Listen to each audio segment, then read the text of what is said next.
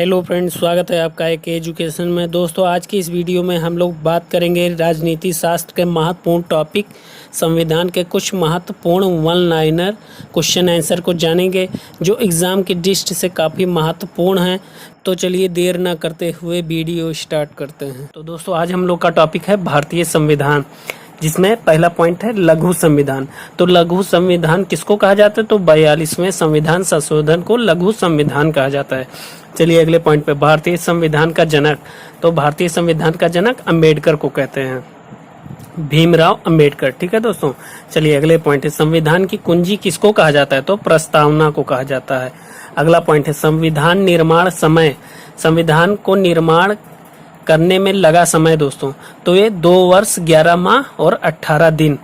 चलिए अगले पॉइंट में, भारत में आपातकाल लगा, कितनी बार लगा? तो 3 बार लगा। और किस किस सन में? सन 1962, सन 1971 और सन 1975। चलिए अगले पॉइंट पर चलते हैं, शून्य काल का समय कब से कब तक होता है? तो 12 से 1 बजे तक, यानी 1 घंटे का।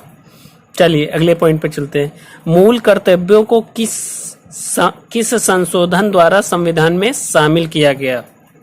यानी जो मूल कर्तव्य थे किस संविधान संशोधन द्वारा संविधान में शामिल किया गया? तो वो था 42वां संविधान संशोधन। चलिए अगले पॉइंट पर चलते हैं, विश्व में सबसे बड़ा लिखित संविधान किसका है? तो वो भारत का है। चलिए अगले पॉइंट पे चलते हैं, तो अगला पॉइंट है, अंबेडकर ने संविधान की आत्मा किसको कहा है? तो वो कहा है संवैधानिक उपचारों के अधिकार को। चलिए अगले पॉइंट पर चलते हैं, अगला पॉइंट है, भारतीय संविधान की आत्मा किसको कहा जाता है? तो प्रस्तावना को, यानी इसको संविधान की कुंजी भी कहा जाता है। अगले पॉइंट पे चलिए, अंबेडकर ने संविधान की आत्मा किस अनुच्छेद को कहा है? तो वो है अनुच्छेद 32। चलिए अगले पॉइंट पे चलते हैं, हमारे देश में तीनों सेनाओं का सेनापति कौन होता है? तो वो होता है राष्ट्रपति। वो राष्ट्रपति का पद जो होता है अनुच्छेद 52 के अनुसार, यानी राष्ट्रपति का पद होना चाहिए। चलिए अगले पॉइंट पे, मतदान के लिए आयु सीमा 21 से घटाकर 18 वर्ष कर दी गई। ये किस संविधान संशोधन के अंतर्गत आता है? तो वो 61वां संविधान संशोधन। चलिए अगले पॉइंट पे चलते हैं, ये दोस्तों मोस्ट इम्पॉर्टेंट पॉइंट्स है जो एग्जाम की दृष्टि से मोस्ट इम्पॉर्टेंट है, इसीलिए मैंने इसको पॉइंट वाइज लिख दिया है। तो चलिए अगले पॉइंट, संपत्ति का अधिकार खत्म कर दिया गया था किस संविधान संशोधन के द्वारा? तो 44वें संविधान संशोधन के द्वारा। अगला पॉइंट है, भारत में वित्तीय आपात कब लगा? तो कभी नहीं लगा। चलिए अगले पॉइंट पे चलते हैं, देश के एकमात्र निर्विरोध राष्ट्रपति कौन चुने गए? तो वो थे नीलम संजीव रेड्डी। अगले पॉइंट पे चलते हैं, पहली बार राष्ट्रपति शासन कब लगता है? किस अनुच्छेद के अनुसार? 356 के तहत किसी राज्य तंत्र विफल हो जाता है, यानी कोई राज्य तंत्र विफल हो जाता है तो राज्यपाल के सहमति के अनुसार लागू होता है। तो कहाँ पे हुआ है पहली बार? तो हुआ है पंजाब में। चलिए अगले पॉइंट पे चलते हैं, अगला पॉइंट है, संविधान संशोधन कहाँ से लिया गया? तो दक्षिणी अफ्रीका से लिया गया। और प्रस्तावना कहाँ से लिया गया है? यानी संविधान की प्रस्तावना की भाषा जो है वो ऑस्ट्रेलिया से ली गई है। अगला पॉइंट है, मौलिक कर्तव्य कहाँ से लिया गया? तो वो रूस से लिया गया है। और एकल नागरिकता कहाँ से लिया गया है? तो ये ब्रिटेन से लिया गया है। चलिए अगले पॉइंट पे चलते हैं, संविधान की व्याख्या करने का अंतिम अधिकार किसको है? तो सर्वोच्च न्यायालय को है। चलिए अगले पॉइंट, संविधान की प्रस्तावना भारत में किन शब्दों से शुरू होती है? तो हम भारत के लोग, यहीं से उसका पैराग्राफ स्टार्ट होता है। चलिए अगले पॉइंट, प्रधानमंत्री पद से त्यागपत्र देने वाले प्रथम प्रधानमंत्री कौन थे? तो वो थे मोरारजी देसाई। चलिए अगले पॉइंट पे, 2 बार राष्ट्रपति बनने वाले कौन थे? तो वो थे राजेंद्र प्रसाद। चलिए अगले पॉइंट पे चलते हैं, संविधान को अपनाया गया कब अपनाया गया? तो संविधान सभा के द्वारा और भारतीय संविधान को। चलिए अगले पॉइंट पे, राष्ट्रीय आपात में कौन सा अनुच्छेद स्थगित नहीं होता है? तो होता है अनुच्छेद 21। चलिए अगले पॉइंट पे चलते हैं, राज्यसभा तो दोस्तों अगला पॉइंट है वित्त मंत्री द्वारा वार्षिक बजट किस सदन में पेश किया जाता है, तो वो होता है लोकसभा यानी निम्न सदन। चलिए अगले पॉइंट पे, कोई विधेयक धन विधेयक है या नहीं, इसका निर्णय किसके द्वारा किया जाता है, लोकसभा अध्यक्ष के द्वारा। चलिए अगले पॉइंट पे, समान नागरिक संहिता भारत के किस राज्य में लागू, ठीक है, तो है गोवा। चलिए अगला पॉइंट है नीति निर्देशक सिद्धांत किसमें है, तो भाग 4 में अनुच्छेद 36 से 51 तक। अगला पॉइंट है अनुच्छेद 14 में कानून की समानता का अधिकार कहाँ से लिया गया है, तो लिया गया है ब्रिटेन से। अगला पॉइंट है वोट देने का अधिकार किस अनुच्छेद के अंतर्गत आता है, तो अनुच्छेद 326। चलिए अगले पॉइंट पे चलते हैं, दोहरी नागरिकता कहाँ से लिया गया, तो अमेरिका से लिया गया है, और एकल नागरिकता ब्रिटेन से लिया गया है। चलिए अगले पॉइंट पे चलते हैं, प्रेस की स्वतंत्रता वर्णित है किस अनुच्छेद के, अनुच्छेद 19 का के अंतर्गत।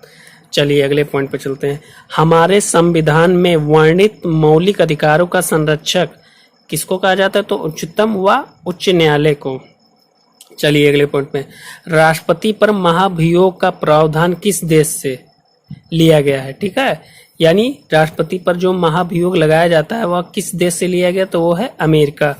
अगला पॉइंट है सुपर कैबिनेट किसे कहा जाता है, तो सुपर कैबिनेट योजना आयोग, अब इसका नाम बदलकर हो गया दोस्तों नीति आयोग। और अगला पॉइंट है संसद की जननी किस देश की संसद को कहा जाता है, तो ब्रिटेन की संसद को। चलिए अगले पॉइंट पे चलते हैं, ब्रिटेन की संसद को। चलिए यहाँ तक हो गया था हम लोग का।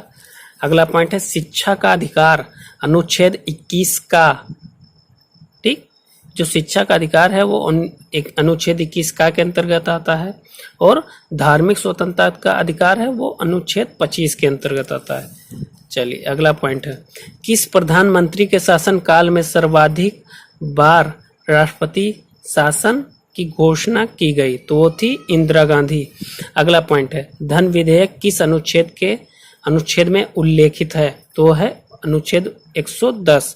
अगला पॉइंट है प्रांतीय संविधान समिति के अध्यक्ष कौन थे, तो सरदार वल्लभ भाई पटेल थे। अगला पॉइंट है किस संविधान संशोधन द्वारा संपत्ति के मूल अधिकार को एक कानूनी अधिकार बनाया गया था, तो वो था 44वें संविधान संशोधन यानी सन 1979 में। अगला पॉइंट है राज्यसभा का पदेन सभापति हमेशा कौन होता है, तो वो होता है उपराष्ट्रपति। चलिए अगले पॉइंट पे चलते हैं। अगला पॉइंट है भारत के किन राष्ट्रपतियों की मृत्यु उनके कार्यकाल के दौरान हुई, तो वो थे जाकिर हुसैन, ठीक है, डॉक्टर जाकिर हुसैन व तथा फखरुद्दीन अली अहमद। दो लोग ऐसे थे जो राष्ट्रपति थे जो कार्यकाल के दौरान इनकी मृत्यु होती। चलिए अगले पॉइंट पे चलिए, राज्य की कार्यपालिका शक्ति का प्रधान कौन होता है, तो राज्यपाल होता है, और राज्यपाल की नियुक्ति कौन करता है, राष्ट्रपति करता है। चलिए अगले पॉइंट पे, भारतीय संविधान में कौन सी नागरिकता प्रदान करता है, तो होती है एकल नागरिकता। चलिए अगले पॉइंट पे, राज्य स्तर पर मंत्रियों की नियुक्ति कौन करता है, तो राज्यपाल करता है। नए राज्य का गठन और राज्य की सीमा का परिवर्तन किसको प्राप्त है, यानी कौन परिवर्तन कर सकता है, तो वो होता है संसद। चलिए अगले पॉइंट पे करते हैं, भारत में लोकसभा भंग किसके द्वारा की जा सकती है, तो प्रधानमंत्री के परामर्श से राष्ट्रपति के द्वारा। चलिए अगले पॉइंट पे चलते हैं, भारतीय संविधान का मैग्ना कार्टा किस भाग को कहा जाता है, तो भाग 3 यानी मौलिक अधिकार। चलिए अगले पॉइंट पर, धन विधेयक को संसद के किस सदन में पेश किया जाता है, तो वो है लोकसभा यानी निम्न सदन में।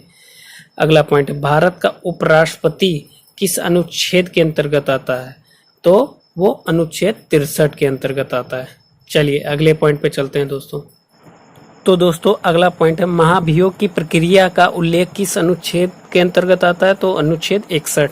अगला पॉइंट है संसद की प्रथम बैठक कब हुई थी, तो 13 मई 1952 पार्लियामेंट की प्रथम बैठक, ठीक है। चलिए अगले पॉइंट पे चलते हैं, कौन अपने पद की शपथ नहीं लेता है, तो होता है लोकसभा अध्यक्ष।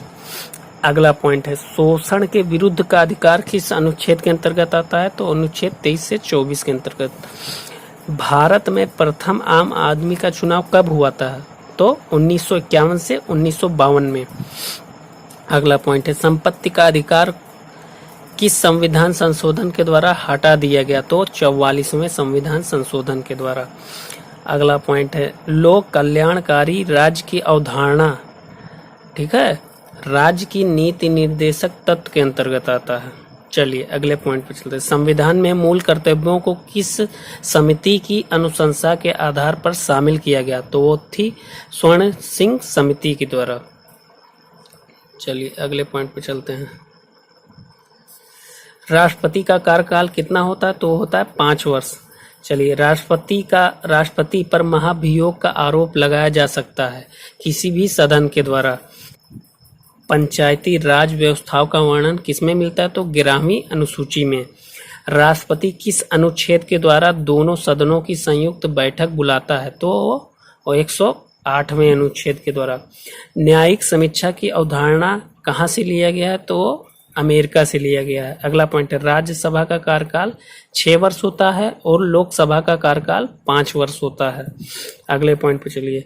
राज्यसभा के 1/3 सदस्यों के निर्मित होने की अवधि है 2 वर्ष। अगला पॉइंट है अपशिष्ट शक्ति व संघात्मक शक्ति को के केंद्र को सौंपने का लक्षण यानी लक्ष्य दिया जाता है, तो कनाडा के संविधान से। तो दोस्तों ये था पॉलिटिकल से कुछ मोस्ट इम्पॉर्टेंट टॉपिक्स, वो भी 1 लाइनर में। तो दोस्तों अगर आपको वीडियो अच्छा लगा हो तो मेरे चैनल को लाइक शेयर सब्सक्राइब करना ना भूलें। धन्यवाद दोस्तों।